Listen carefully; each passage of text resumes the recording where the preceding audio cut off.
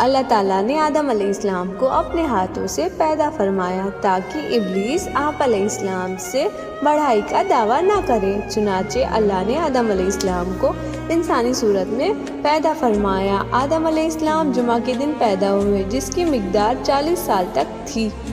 آدم علیہ السلام مٹی کی بنی ہوئی ایک جسم کی صورت میں پڑے رہے۔ فرشتے پاس سے گزرتے تھے تو اس جسم کو دیکھ کر ڈر جاتے تھے، اور ابلیس سب سے زیادہ خوف زدہ تھا۔ وہ گزرتے وقت اسے ضرب لگاتا تو جسم سے اس طرح آواز آتی جس طرح مٹی کے بنے ہوئے برتن سے کوئی چیز ٹکرائے تو آواز آتی ہے۔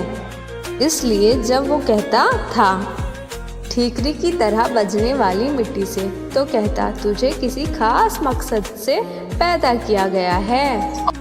وہ اس خاکی بدن میں منہ کی طرف سے داخل ہوا اور دوسری طرف سے نکل گیا، اور اس نے فرشتوں سے کہا اس سے مت ڈرو، تمہارا رب سمد ہے لیکن یہ تو کھوکھلا ہے، اور بولا اگر مجھے اس پر قابو دیا گیا تو میں اسے ضرور تباہ کر دوں گا۔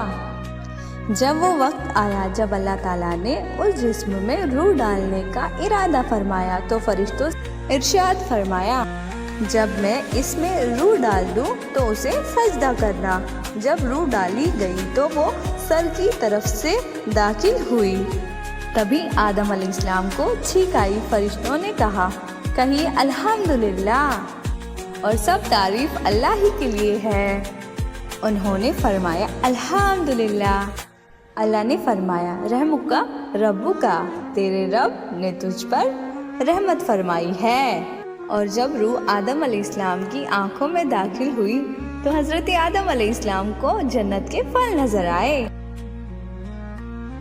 اور جب روح حضرت آدم علیہ السلام کے پیٹ میں داخل ہوئی تو آپ کو کھانے کی کشش پیدا ہوئی۔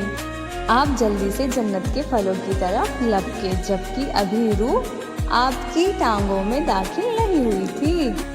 اس لیے اللہ تعالیٰ نے فرمایا انسان جلد بازیوں کا بنا ہوا ہے، یعنی جلد بازی اس کی فطرت میں شامل ہے۔